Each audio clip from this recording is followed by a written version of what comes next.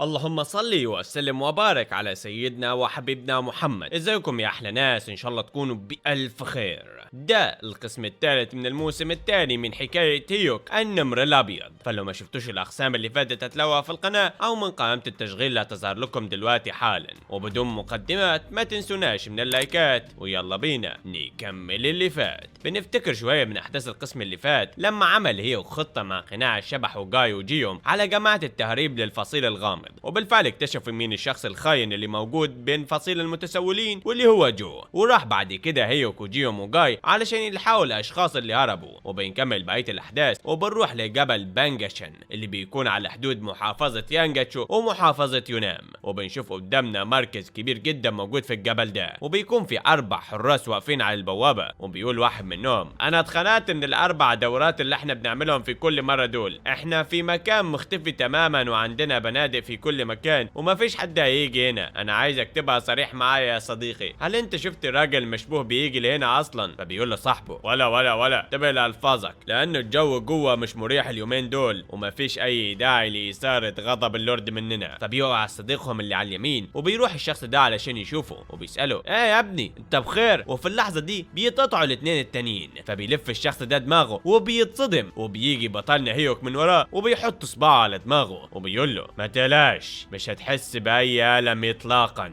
فبيقع الشخص الرابع، وبكده ما بيبقاش في حد واقف على البوابة نهائيا. وبنروح للزعيم اللي بيقول له: جانج، وفقا للاتفاق انا استلمت الحاجات وحاليا احنا بنعمل فحص وترتيبات الادويه في الصيدليه يا سيدي. فبيرد الزعيم: دلوقتي انا هقدر اقابل السيده جاجو، تقريبا انا قدرت اتجنب تدمير كل شيء. طيب اتاكد انك تريح باقي القوات واحنا هنوفر مكافآت مناسبه بعدين. فبيدخل الراجل الاصلع وبيقول: يا سيدي في مشكله. فبيغضب جانج وبيقول له: انت ازاي تتجرأ انك تفتح الباب بدون اذن سيدي؟ انت عايز تموت ولا ايه؟ فبيساله الزعيم: انت بسرعه اللي حصل. فبيقول له الاصلع: صاحب الادويه قال انه دواء الربيع اللي تعافى منه كان غريب جدا. فبيمسكه جانج من رقبته وبيقول له: انت بتتكلم عن ايه بالظبط؟ اشرح بالتفاصيل، تقصد بايه انه كان غريب؟ فبيكمل الاصلع كلامه وبيقول: هو بيقول انها مزيفه وعباره عن الوان وروايح تم اضافتها بس. فبيقول الزعيم بكل غضب: انت تقصد ايه بانها مزيفه؟ ايه اللي حصل بالظبط يا جانج؟ اشرح دلوقتي كل حاجه. فبيقول له جانج: لا ده مستحيل يا سيدي، لان انا استلمت الحاجه مباشره من جو، مش هو الشخص اللي تم ضمه لينا في فترة الحرب، هل كان بيخدعنا؟ فبيسمعوا صوت قوي جدا جاي من برا، وبنشوف عدد كبير جدا من البشر اترمت لجوه وكسرت الباب. فبيدخل العملاق جاي اللي بيقول: انا اسف وارجوك اعذرني لاني عايز اسالك سؤال، هل ده بيت السيد اكس اللي جه علشان يزورنا اخر مره وهرب من بين ايديا؟ فبيقول جانج: افتكرت انك وقعت في فخ المتاهه، نقدر نساعدك ازاي؟ فبيطلب جانج من الزعيم عن طريق التخاطر ان هو يمشي ويبعد عن المكان ده وهو يتعامل مع الاملاك جاي. فبيسأله الزعيم عن الطريق التخاطر: انت بتقول ان انا امشي واهرب من النوع ده من القوة الضعيفة؟ فبيرد جانج عليه: ممكن يجي مؤشر قوي جدا واللي قدامنا ده لسه عبقريته مش ملموسة لحد دلوقتي ومحدش يعرف هو واصل لحد فين بقوته، ولكن لو حصل اي حاجة فهيكون الموضوع صعب جدا قدام يا سيدي. فبيهجم جاي على جانج وبيسألهم: انتوا بتتكلموا في ايه لسه؟ فبيصد جانج الضربة وبيضربه في كتفه، فبيتخبط جاي في الحيطة وبيدمر المكان كله. وبيقول جانج: طلعوا الزعيم من هنا حالا وانا هاجي وراكم قريب. فبيخرج الزعيم مع الاثنين الحراس وبينزلوا من على سطح المبنى، وبيلاقوا انه في عدد كبير جدا من المتسولين بيتقاتلوا مع اتباعهم وبيقتلوا فيهم حرفيا. فبتظهر جيوم اللي بتقول: هو انت مش شايف انه المناظر اللي هنا دي جميله؟ انت السيد يونكاي احدث مجند في الغرب صح؟ فبيسالها الزعيم يونكاي: هو انت ازاي تعرفيني؟ فبتكمل جيوم كلامها: اظن انه الموضوع ده ما يهمكش خالص، في الواقع انا مش من محبين التعامل مع الاشخاص القذرين اللي زيك، ولكن في شخص مهم قوي عايز يقابل سيادتكم وهو السيد هيوك. فبيقول هيوك: انا مش هخليك تستنى لمده طويله يا لورد، ولكن وانت تعرف تاي فين بالظبط؟ فبيقول له الزعيم: انت بتعمل ايه هنا؟ فبيكمل هيوك كلامه: مش ده اللي انا عايز اسمعه، مش ده. فبيختفي هيوك في لمح البصر وبيظهر قدام الزعيم يونكاي مباشره وبيوجه له قبضه معباه بالطاقه الزرقاء القاتمه المنذره بالشؤم على الزعيم يونكاي، واللي بيتصدم وبيتفادى الضربة بعجوبة وبيهرب. فبيهجموا الاثنين الحراس على بطلنا هيوك، وهنا بتيجي البنت جيوم وبتصد الضربات بتاعتهم وبتقول له انا هتولى امر الاشخاص دول، روح انت كمل طريقك. فبيمشي هيوك علشان يلحق بالزعيم يونكاي، وبنروح للزعيم اللي بيلقط انفاسه وبيقول مش عارف ايه نوع القوة والسرعة اللي هو ظهر بيها من شوية دي، على الرغم انه عمره الفعلي لسه واضح وفقا لمؤشرات الخبرة الا انه قوي جدا، ولو انا وصلت لقرية الانقاذ فدي هتكون النهاية فعلا بالنسبة لي. على اي حال هو انا مش المفروض اهرب؟ طب اروح فين بالظبط؟ فبيجي هيوك على طول وبيقول له هو انت رايح فين؟ انا لسه ما سمعتش اجابة لسؤالي لحد الان.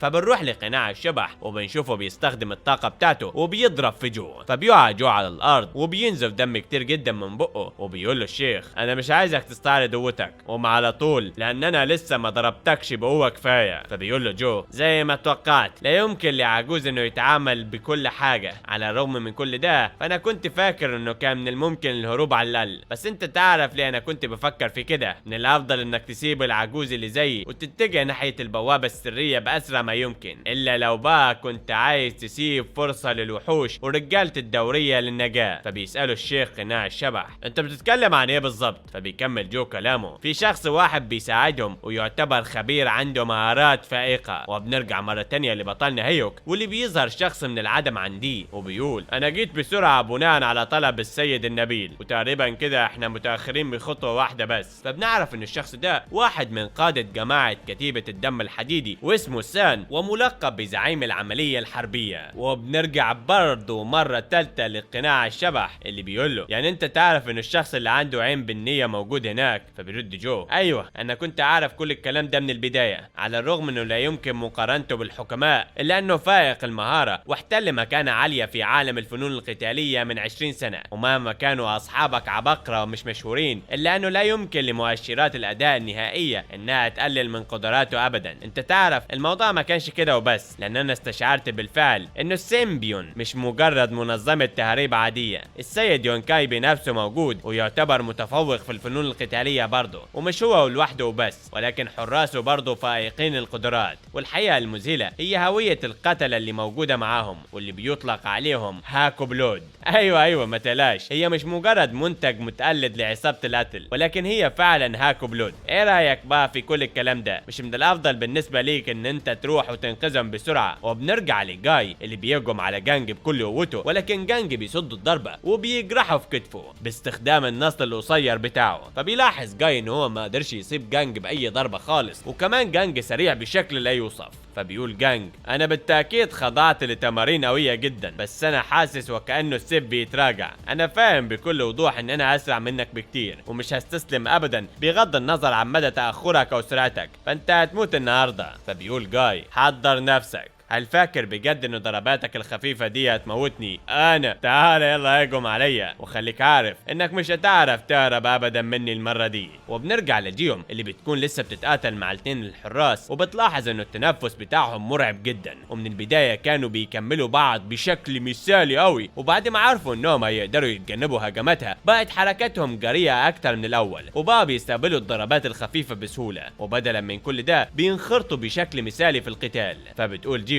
من فترة طويلة كان جاي لي شعور قذر بان انا هكون فريسة الصيد. وبنرجع مرة تانية لقناع الشبح اللي بيقول مفيش اي داعي ان انا اروح، وهنا بيستغرب جو من كلامه وبيسأله انت بتقول ايه بالظبط؟ هل فاكر بجد انه القبض عليا حاجة مهمة اكتر من حياة الشباب دول كلهم؟ احنا لو تأخرنا لحظة بس الكل هيموتوا. فبيقول له قناع الشبح استعد انت واهتم بنفسك بس يا حقير يا قذر. فبيهجم قناع الشبح عليه وبياخد راسه وبينزل بيها في الارض، فبتتصدع على الارض من تحتيه بسبب قوة الضربة، فبينزف جو دم كتير جدا. وبيكمل قناع الشبح كلامه انت بتتظاهر بالقلق في نفس الوقت اللي انت بتفكر بيه ازاي تقدر تنجو بحياتك من هنا، حتى بعد ما انت شفت بنفسك الاشخاص دول لسه بتتكلم عن معايير الاداء النهائي، وهم فعلا تجاوزوا مستواك بكل سهولة. الاشخاص اللي انت بتتكلم عنهم دول مش مجرد عباقرة ولكنهم عبارة عن وحوش مولودة، والكل بيعتقد ان قدراتهم الوحيدة هي جسد موهوب موهوب بيعاني من ضعف القوة، ولكن في الواقع هم ما عندهمش مواهب حقيقية تانية تقدر تقول عنها قوة خارقة. وبنرجع لجاي مرة تانية اللي بيكون واقف قدام سيل من ضربات السيف الخاصة بجانج، واللي بيقول له انت خلاص هتستسلم ولا ايه؟ اظن ان انت مش هتعرف تعمل اي حاجة دلوقتي بسرعتي دي، انحني قدامي وتقبل الموت بهدوء. وبنشوف قدامنا انه جاي بيحسب تحركات جانج باستخدام الضربات اللي بياخدها بجسده، وفي الحقيقة جاي ذكي جدا وعنده تقدير سريع لمعارك اللحظة الواحدة ومهارات كبيرة في الحسابات. فبيفتح جاي عينه وبيضحك وبيقول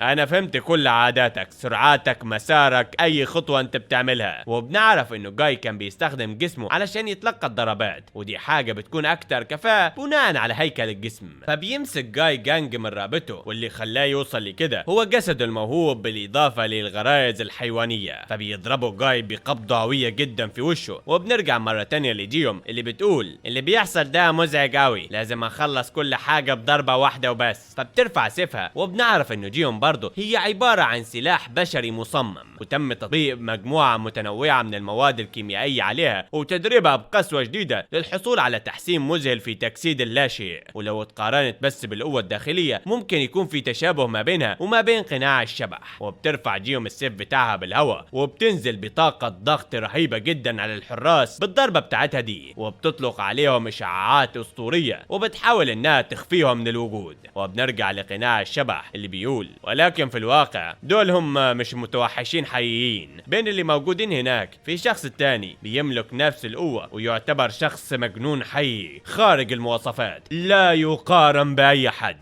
وبنرجع هنا لبطلنا هيوك اللي بيكون واقف بين سان ويونكاي. فبيستغرب هيوك من وجود سان وبيسأله سان هو انت تعرفني يا ولد؟ فبيقول له هيوك انا كنت بتسأل ازاي بتتجرأ قاعة العنف وقاعة التخريب على تحدي إرادة الحاكم، لانه كان في شخص بيعتبر نفسه قائد زي زعيم كتيبة الدم الحديدي، فممكن يكون متعلق بالشيطان برضه. فبيضحك سان وبيقول انت شخص عارف حاجات كتيرة اوي، ولكن هو انت ما تعرفش انه في العالم ده انك لما تعرف حاجات كتيرة زي دي ممكن تكون سبب موتك يا صبي. فبيرفع سان السيف بتاعه وبيطلق على هيوك ضربة قوية جدا من الطاقة الذهبية بتاعته. فبيقف هيوك قدام الضربة بكل هدوء وبيستخدم النصل بتاعه، وبيقدر ان هو يقطع الضربة بدون اي تعب اطلاقا. وبيتصدم هنا سان ويونكاي من اللي حصل. فبيقول هيوك انا مش صبي يا عجوز وما تقولش الكلمة دي تاني. فبيوجه له هيوك ضربة قاطعة. فبيحاول سان ان هو يتفادى الضربة وبيقول له انت طفل واقح جدا، اظن ان انت مش الشخص اللي مطلوب اصلا هنا. فبيرد هيوك عليه قول لي حاجة واحدة بس، سواء كنت انت قاومت الجمهورية الشيوعية او عملت كل حاجة باعمال سرية، فانا ما عنديش اي اهتمام بالكلام بتاعك ده، ولكن الحاجة الوحيدة اللي تهمني هو الشخص اللي هناك ده لوحده. فبينتقل هيوك من مكانه وبيظهر قدام يونكاي في لمح البصر وبيقول له قول لي قادر الاقي تاي فين بالظبط.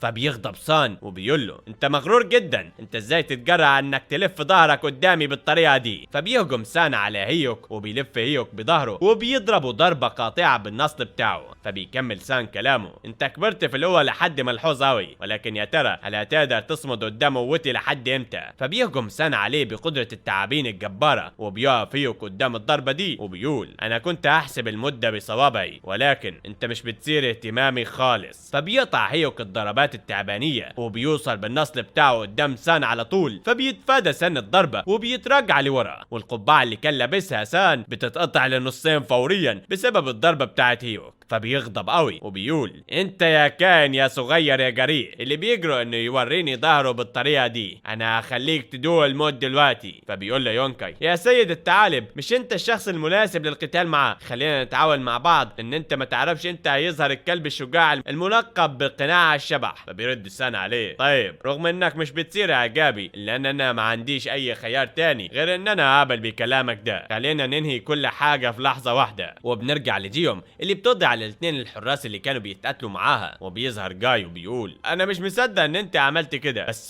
فين هيوك؟ فبترد جيوم هو راح في الاتجاه ده علشان يتبع اثار الكائن الغامض اللي انت اتكلمت عنه من شويه. فبيسمعوا صوت انفجار جامد جدا جاي من وراهم وبيتصدموا هما الاثنين. وبنروح بعدها بطلنا هيوك اللي بيكون بيتقاتل مع الثعلب سان وبيقيده من ورا يونكاي، فبيصد هيوك ضربة سان وبيهجم عليه يونكاي على طول بدون ما يديه اي فرصة للنفس. وبنشوف قدامنا ضربات متتالية وكتيرة جدا، واللي بيقدر بطلنا هيوك ان هو يصدها في لمح البصر، وبيتصدموا هما الاثنين فاي حاجة معاه مش نافعة اصلا. وبيقولوا الشخص ده اشبه بحيطة لا يمكن الوصول ليها ابدا. فبيقول هيوك انا تأملت في الموضوع ده لفترة طويلة، هل من الممكن ان انا اقتل شخص بيعتبر نفسه الزعيم في جماعة الولاء؟ وبيظهر هيوك من وراه وبيهجم عليه وبيقول له النتيجة هي الامور هتكون كويسة ومفيش اي مشاكل هتحصل من الحاجة اللي انا هعملها. فبيضرب هيوك الثعلب سان وبيحصل انفجار مدوي كبير وبنشوف البرق منتشر في كل مكان. فبيتصدم يونكاي من اللي حصل وبيقول يعني هو طوال الوقت كان بيتسهل معانا، انا مش مصدق انه القائد سان يتهزم بسهولة من الولد ده عبارة عن وحش كاسر. فبيتقدم هيوك ناحيته وبيقول له دلوقتي قادر اسألك براحتي. فبيمسكه هيوك من رقبته وبيكمل كلامه ما تخلينيش اكرر سؤالي تاني، فين اخويا تاي؟ فبيرد يونكاي عليه وهو بيتخنق انا معرفش اصلا مين الشخص ده اللي انت بتتكلم عنه بالظبط. فبيقول له هيوك كانوا بيقولوا انه بيشيل الامتعة بتاعتكم. فبيستغرب يونكاي وبيسأله ازاي يعني قادر افتكر حاملين الامتعة دول؟ فبيكمل هيوك كلامه يعني انت مش عايز تجاوب على سؤالي صح؟ طيب انا عندي ده كويس عشان يرجع لك الذاكرة. فبيضربه بطلنا هيوك قبضات متتالية في وشه وبيوقع له صف اسنانه كله، وبيكون يونكاي مستغرب من قبضة هيوك اللي بالقوة الهائلة دي، وبيحاول ان هو يفتكر تاي حامل الامتعة. وبعدها بيقول ايوه الشخص اللي كان بيتباهى بعباراته المتعجرفة وكان دايما بيستمر في تكرار كلمة غريبة كده. فبيوقف هيوك الهجوم بتاعه وبنشوف الدم اللي على ايده وبيقول يونكاي هو وشه متدمر انا افتكرته دلوقتي، الشخص ده كان بيقول حاجة غريبة على ضفة النهر. فبيقول هيوك ايا كان في النهاية انت هتفهم بوضوح لانه كل ده هيكون مؤلم جدا بالنسبة ليك. على ما يبدو انه توجيه علاج القوي كان حاجة كويسة ليك، استحمل بس شوية لانه الموضوع هيكون مؤلم جدا. فبيوجه هيوك الخيوط بتاعته قدام يونكاي اللي بيقول له عن طريق التخاطر لحظة واحدة هو موجود في قلعة الدم السوداء، هم كانوا بيحتجزوه وكمان حضرت زعيم التدريب قلعة الدم السوداء بالصدفة، وبعد كده هو ضرب واحد منهم وبقى هايج وقتل الاشخاص الاقوياء، وقرروا انهم يربوا الولد ده كقاطع ذو حدين عشان يكون حاميهم وحامي افكارهم.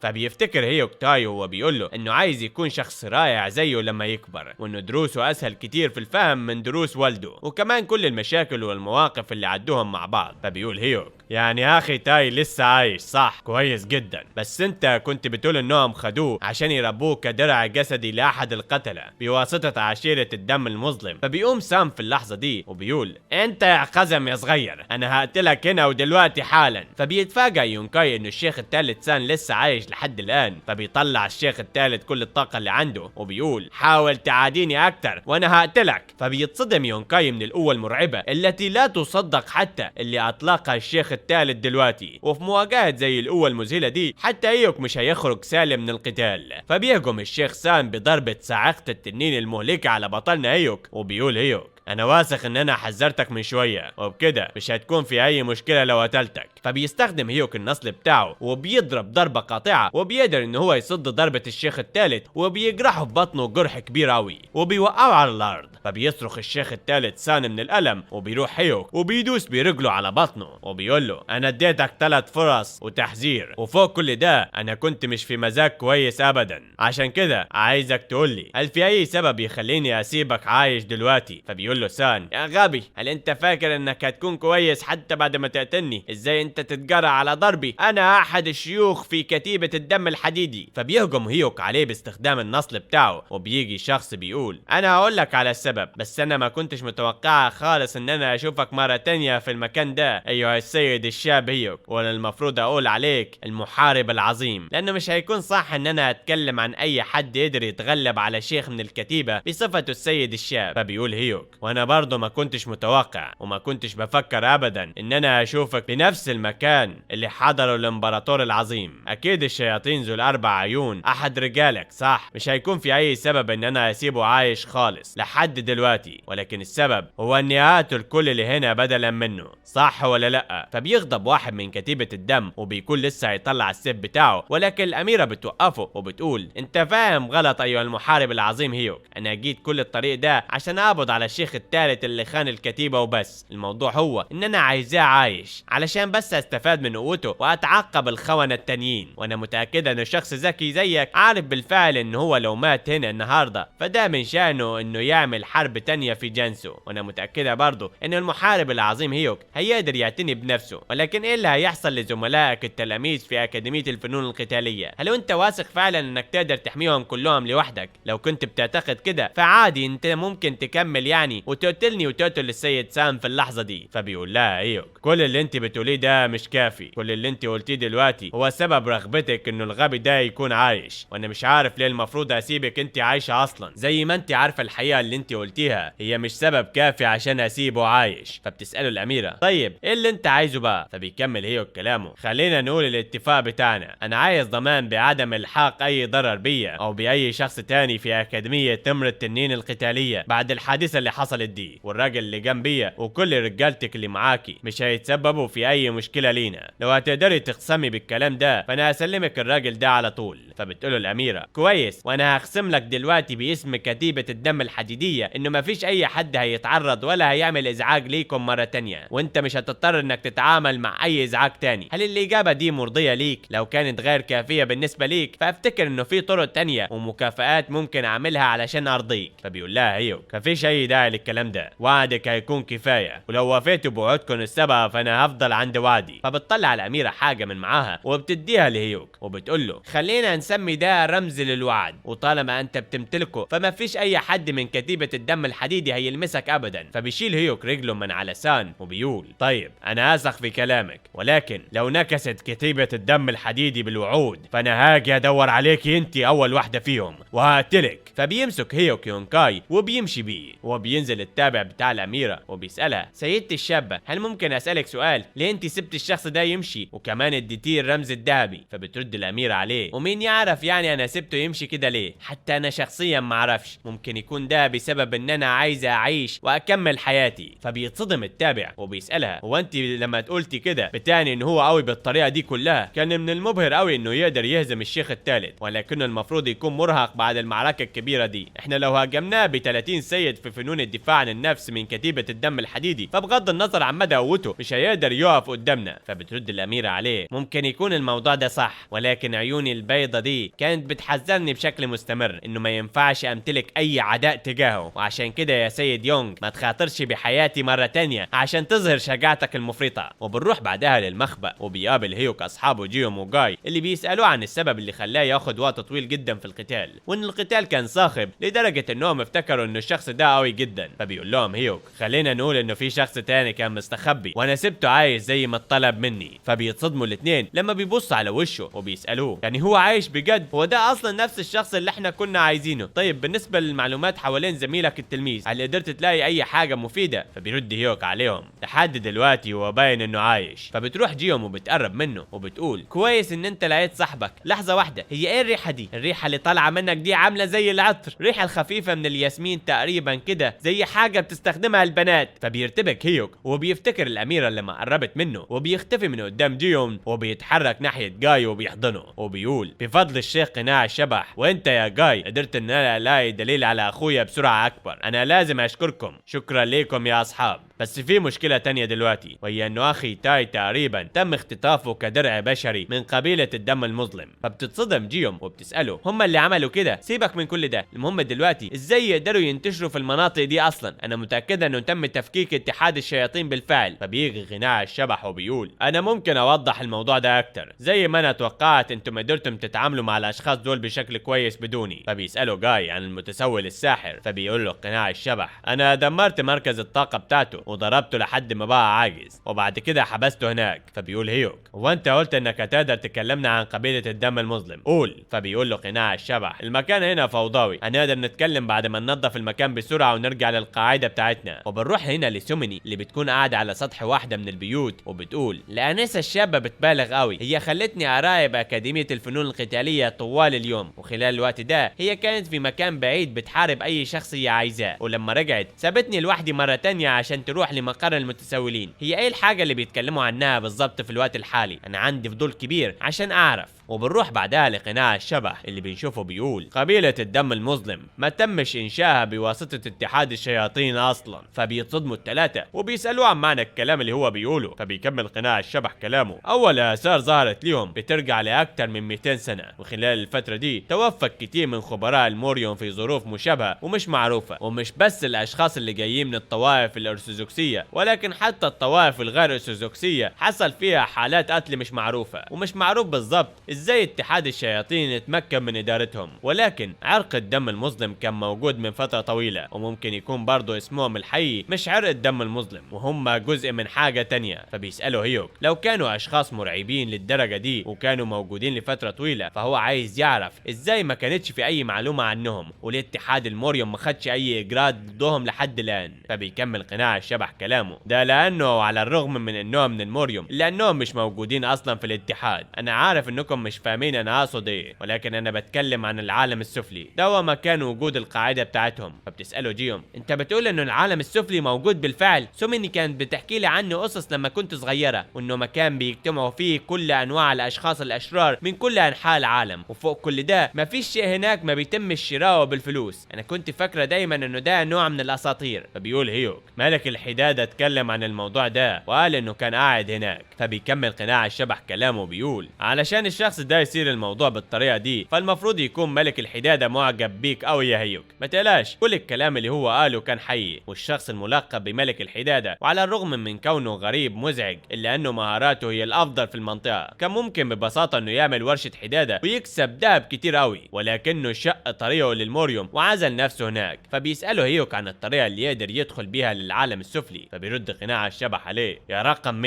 العالم السفلي مكان خطير قوي اكتر مما انت تقدر تتخيله. من البدايه المكان ده هو اللي تم حبس فيه الامبراطور شينشي هونغ، امبراطور عالم الموريوم كله، وللمحاربين الموريوم اللي فشلوا في اغتياله. وبعد وفاه الامبراطور المكان ده فقد وظيفته كسجن، ومع ذلك تزايد عدد المجرمين والمسؤولين الفاسدين اللي هربوا لهناك، وبقى المكان ده عالمهم الخاص، وعشيرة الدم المظلم هي اللي بتحكم العالم السفلي. ولكن المكان ده بيتم ادارته بواسطة قلعة الجحيم، واللي يعتبروا الحكام الفعليين للعالم السفلي هناك. وبنروح لتحالف الموريوم، وبيقول شخص: هو انت عايز تساعد في شؤون التحالف؟ باين كده انه الشمس هتشرق من الغرب، صح؟ مش انت الشخص اللي استغل صالحه من المكافآت واستخدمها لعدم قبول اي طلبات من التحالف لانك ما كنتش عايز تتورط في اي شؤون عالمية، ولكنك دلوقتي جاي تطلب مني منصب. فبنعرف ان الشخص ده هو زعيم تحالف الموريوم والملقب بهوانجمو. فبيكمل هوانجمو كلامه: هل كان في اي سبب يخليك تغير رايك يا حفيدي العزيز؟ فبيرد حفيده عليه: انا جاتني لحظه ادراك فجاه ان انا عندي رغبه شخصيه عظيمه جوايا، ومش هقدر اعمل اي حاجه ناحيتها، ومش هقدر احققها لو فضلت واقف كده من غير ما اعمل اي حاجه. فبيقول هوانجمو: انت اثبتت قدراتك وقيمتك بالفعل خلال الحرب، ومع ذلك الشيء الوحيد اللي بتفتقر ليه هو الروح، وما اظنش انه في اي جاهل هيتجرأ على انه يرفض التعيين مع السيد الشاب العاشر في الموريوم كلها. انا عايزك تقولي لو كان في اي وظيفه معينه انت عايزها، وانا مش هبص على الوظيفه دي باستخفاف. فبيقول له حفيده: مع كامل الاحترام، في منصب انا كنت حاطط نظري عليه واللي بيصادف انه فاضي حاليا، وهو المكتب المساعد لرؤساء الدوريات في الشمال والجنوب والشرق والغرب. انا كنت عايز اخد منصب رئيس الدوريات المركزيه يا جدي. ودي هي نهايه القسم الثالث من الموسم الثاني من حكايه هيوك النمر الابيض. فيا ترى هيوك هيعمل ايه علشان ينقذ تاي اخوه؟ ولا يقدر يوصل ليه ولا لا؟ وهل زعيم تحالف الموريوم هيوافق على تعيين حفيده كرئيس للدوريات المركزيه؟ هنعرف كل ده واكتر من احداث اسطوريه في القسم اللي جاي من حكايه النمر الابيض هيوك. فما تنسوش توصلوا الفيديو ده لل10,000 لايك وتشتركوا في القناه عشان ده بيساعدنا كتير. اما عن سؤال حلقه النهارده هيكون سهل قوي: اسم الضربه اللي استخدمها الشيخ سان اثناء قتاله مع بطلنا هيوك؟ اللي هيجاوب على السؤال ده صح هيطلع تعليقه معانا في بدايه الفيديو اللي جاي. وبس كده يا شباب، لا تنسوش تصلوا على النبي الكريم وتذكروا الله. شكرا، سلام.